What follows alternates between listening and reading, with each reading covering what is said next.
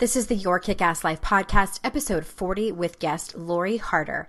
Any links and resources you hear in this podcast can be found by going to yourkickasslife.com/40. This is the Your Kick-Ass Life podcast with Andrea Owen, a no BS guide to self-help and badassery. Because ladies, let's face it, life's too short for it to not kick ass. And here's your host, the girl who serves it up straight with a side of crazy, Andrea Owen. Hey there, ass kickers. We are at episode 40, and I'm going to be 40 soon. So that doesn't really mean anything. Let's be honest.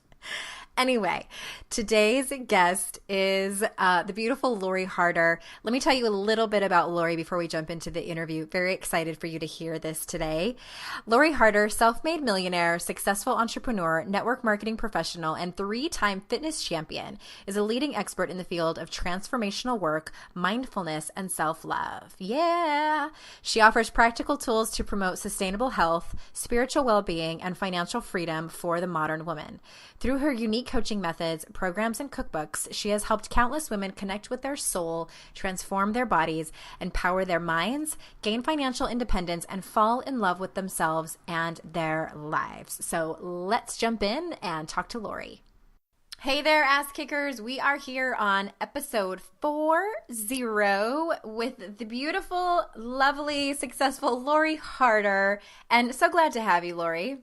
I'm so excited to be here and that we came across each other. So thank you so much. Yeah, in this crazy world of the internets. I was just asking Lori before we started recording, like, how did you find me? She found my book. She had lost her book and found my book at a airport, and then found me online, and then now we are best friends, and we're going to go to knitting class together. Oh, but I love the internet and how you can just kind of serendipitously find each other, and it's amazing. Oh my God. It was easy. I just put your name in Instagram and you popped right up. Yeah. Hey, what do you know? You got one tag and it's all history. Okay. Awesome. Well, and I've been following your work for months now, and I love that.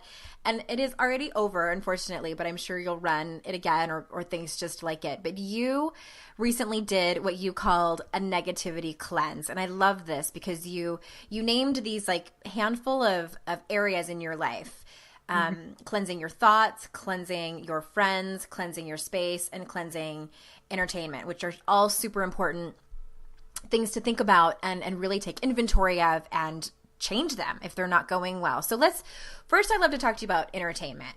What are the things you see people doing in terms of entertainment that hold them back from being the best they can be? Oh my goodness. We are so connected that I don't even know if a lot of us are thinking on our own anymore. So really just being so connected to our phones and to social media. And it's because our business is now on social media and on the internet. It's just like we don't even know how to disconnect and create our own thoughts. Like, what would we actually do that day if we woke up without it? Can you say you would know what to do? Yeah. So many people just were being led by television, by reality shows, by we're completely connected to our phones, social media, and it's just that constant information coming in that we're not actually even thinking our own thoughts or dreaming anymore. It's like we're so limited. Yeah, I hear you, and I think that I love that you said that, we are so highly connected with technology, but I feel like we are on that level, but I think it's a false sense of connection. Like, I don't think that we are connected on a human level. No, you are, Andrea, you have no idea how much I was so guilty of this. I had hired a coach earlier in the year for me because I was like, okay, with all of the stuff that I do online, I should feel completely connected. And I used to own a gym, so I felt very connected to my clients, and I would come home feeling really fulfilled. And now that everything is online, like I literally do all of my workouts online, I do all of coaching online, all my work is through the phone. You would think that because you're so busy talking to people all day and connecting on the internet that you feel connected. And I was like, why do I feel so empty? Like I felt so empty and sad. And it's because we're not getting that Mm. in-person, one-on-one, really incredible human connection. And so, like you said, yeah, it's that completely false connection. And we're walking around just shells of ourselves because we're not having that really important human connection anymore. Yeah. It's so interesting because like I'm guilty of this too. I mean, the very first thing that I do in the morning is reach for my phone, and it's funny. Sometimes I'm up really early and it's still dark outside, and I, hit that little button on my iPhone, and I'm like, "Whoa, that's really bright." And I thought to myself one day, like, this doesn't feel good. Yeah, totally. Uh-huh.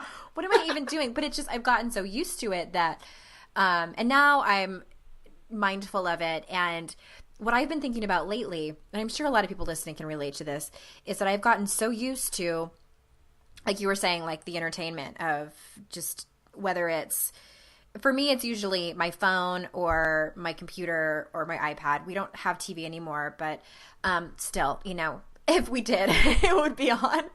But I thought to myself, like, I feel uncomfortable being still. Mm-hmm. And I love this quote from Brene Brown. Much of my work is based on her research, and she says, "Stillness is not about focusing on nothingness. It's about creating an emotional clearing to allow ourselves to feel, think, dream, and question." I love that. That's really funny that you just said that because I had just written a friend of mine and I said, it's so weird for me to not, I had come back from this trip. I was just in Europe for 2 weeks and I came back and I just wasn't comfortable. Like I felt so out of alignment, like not connected. I wasn't feeling connected to my work. I wasn't feeling connected spiritually because I was out of my habits, right? Mm-hmm. And I said, it's like I'm uncomfortable just being because I'm so used to being like I'm addicted to productivity that just being is really uncomfortable to me. And I thought, oh, where's the lesson in this? Because that's what I always ask myself. Yeah. And I was Self-help like, junkie. yeah, Guilty. exactly. I was like, oh, okay, the lesson is, and I got it right away. Like, oh, you have to learn to just be and be in that state of awe and wonder. And I literally went for a walk that day and just said, okay, just be in a state of wonder and like question, where do you want to go? And immediately it really does connect you just to your surroundings and just learning to be comfortable in that state of not having to be productive all of the time Mm-hmm. is really I don't know, it's just a good place to be. So that's where I am right now, really learning to do that. Good. Yeah, and it's interesting for my audience is made up primarily of very busy, high achieving women, and I know yours is the same. And speaking of Brene Brown, one of her 10 guideposts for wholehearted living, that's from her second book, The Gifts of Imperfection, is letting go of exhaustion and productivity as self-worth. And the antidote for that is what she says is cultivating play and rest. And it's funny. I was having a conversation. We use the app Voxer. I don't know if anyone uses it. It's like a walkie-talkie app, and it's changed the way I communicate because I'm really slow at texting and I make lots of mistakes. So Voxing, it's like we leave voice messages for each other in real time. My best friends and colleagues and I was leaving a group message and I was like, you guys, yesterday I had like 2 hours before my first client and I did nothing. Like and I'm complaining about how I'm wasting time and I pay for childcare still. So I feel like I'm just throwing money away and I don't know what's wrong with me. And they left me a message back and they're like, dude, settle down, sister. Like you Yeah. just moved, like there's this other thing going on in my personal life. And I was like, oh yeah, like it's okay. It is okay. But really, like I get it. And so, I always think to myself, I like to talk about the solution more than talking about the problem. But, Yeah. I challenge people out there listening. What does rest and play look like for you?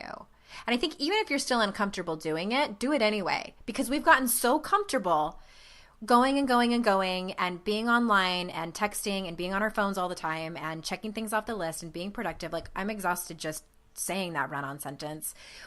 It's going to take work to become comfortable practicing rest and play. Mm-hmm. It's the same exact practice as if you're developing a new habit. It feels the same way. Mm-hmm. Mm-hmm. It's a practice. Yeah. I love that. And all of those things that you mentioned too, cleansing your thoughts, cleansing your friends. I wrote a whole chapter on that in my book, and cleansing your space too. I want to move on and talk about, because the holidays are coming up, and you had a webinar on, you still have a webinar on your site. And you guys, and if you want the link to any of these things specifically, just go to yourkickasslife/40. All the show notes from Lori's podcast are there. And I love your tips on choosing. The webinar is full of tips to thrive during the holidays. And I love your tips on choosing your battles and your tip on keeping your goals present. Can you tell us about those two? Absolutely. I think that the main, I work with a lot of women online. We do a workout program, and I have some coaching programs. And the main thing that I see, and especially for me, everything that I do is based off of my life and things that I struggle with daily. And I think that's really what we teach on Best. And I'm sure you do the exact same thing. So every single day I'm learning something new, especially with every holiday season, because we're all the same people. But as far as what I see trips people up and what trips me up is we're such routine people that when we get out of our routines or have something that throws us out of our routines, that's when everything kind of goes into chaos mode. So it's about doing littler things or smaller things to keep us in some sort of a routine. And at this time of year, we have so much that is like in our, I don't even want to say obstacle, but so many different things that are added to our life that we have to have constant reminders to keep us in some sort of a routine. Because if you can keep that up, it's going to be so much easier to get back on track, and you're going to feel more sane because you have something that you're doing. If you're working out every day, you're obviously lowering your stress level, your anxiety. It's really creating that clearing for yourself for the day. So it's about staying in a routine and doing whatever it takes to keep those little reminders. Yeah, I like that. I know the holidays can be very overwhelming for some people.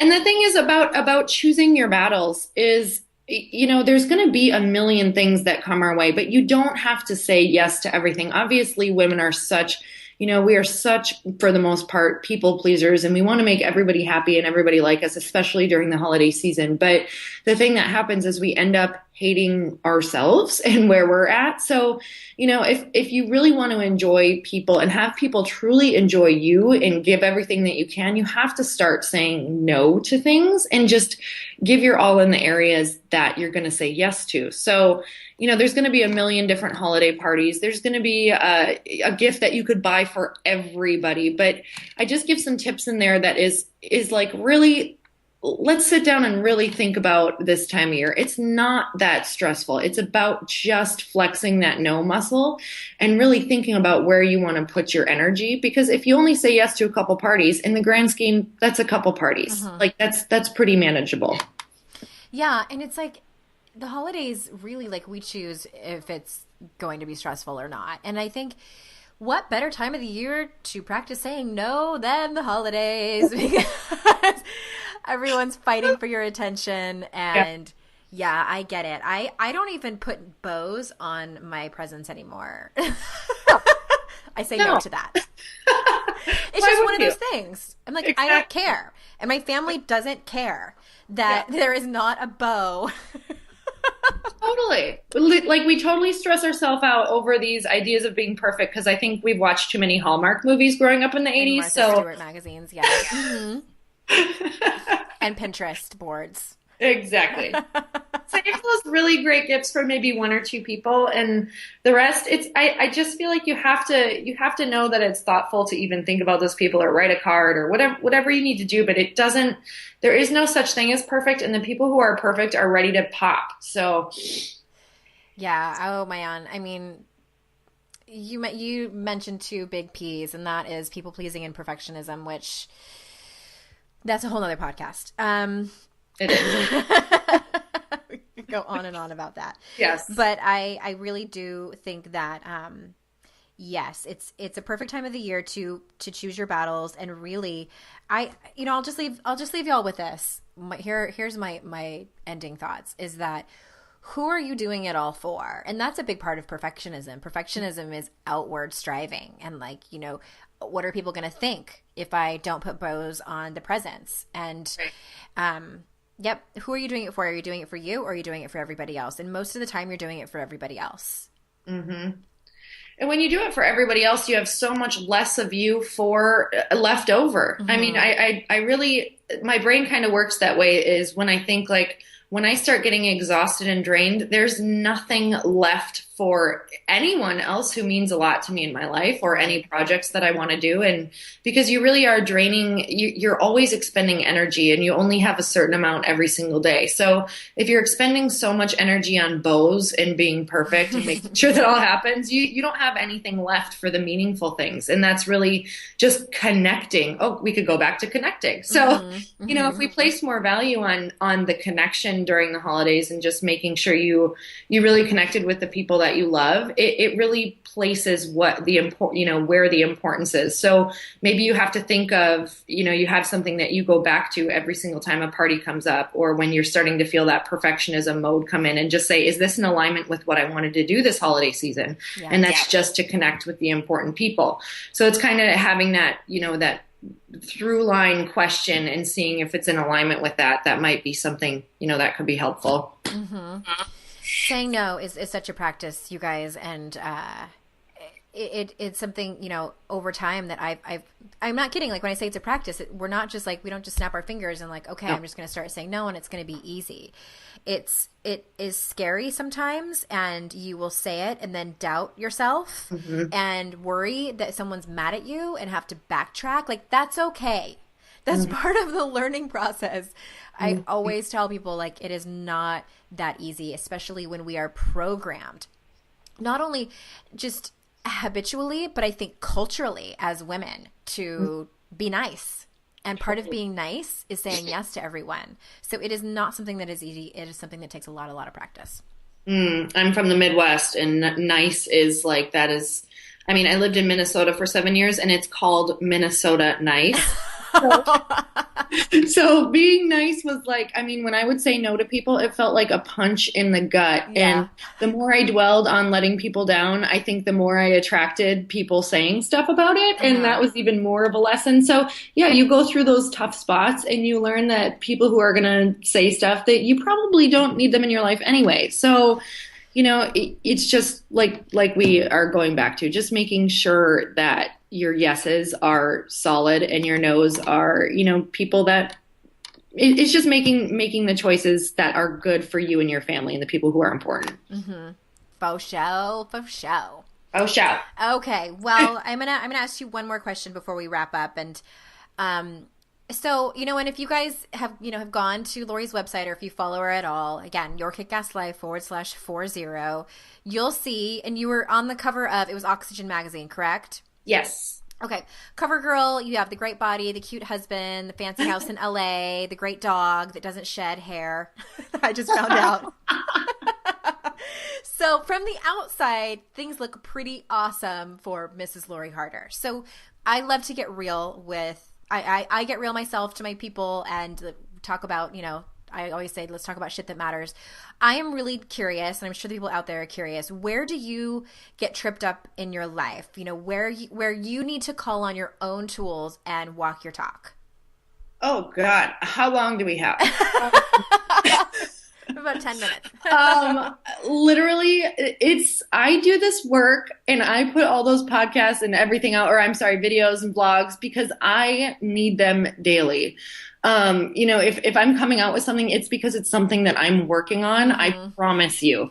So negativity cleanse was based on, I just noticed I was letting a lot of different things in slowly. And I was like, what am I doing? So it's truly about, it's like we go to sleep at night and erase everything we did the day before. So we have to have these rituals and habits in place every single day that remind us of what's important to us. So that's something that really every single morning, I can honestly say that I do feel like I've come light years from where I was years ago, but it's a reset for me. Every morning I have to do my mantra. Like my mantra is to remind myself, I'm excited, I'm happy, I can't wait to help people. What can I do today? Because it's easy for me to wake up and be like, to think of the to-do list or get into a negative space. So, really things that trip me up are just making sure that my surroundings, just like on the negativity cleanse, making sure my surroundings and the people around me are in alignment with what my goals are and what I want to do. And of course, life comes in and family comes in and problems come up. And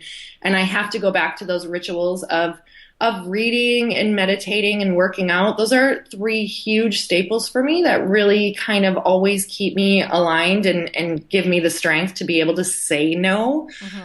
Saying no is a huge one. I don't want to even put labels on myself, but it's nice to make people happy, but you're not going to be able to do that when you are running successful businesses. And I just think it's important to have those things in place to remind ourselves. Yeah. Yeah, I hear you. And I think for a lot of women, and I don't know if you can relate to this at all. And I was really honest in my book when I wrote the chapters on perfectionism and control. Is just for me, it's perfectionism's gotten a lot better, but control is still that thing that I'm like, all right, I want this day to go this way, and I want this person to behave this way, and I want this person to react this way, and I want an answer like this, and this person has not returned my email yet, and that's just really just unacceptable.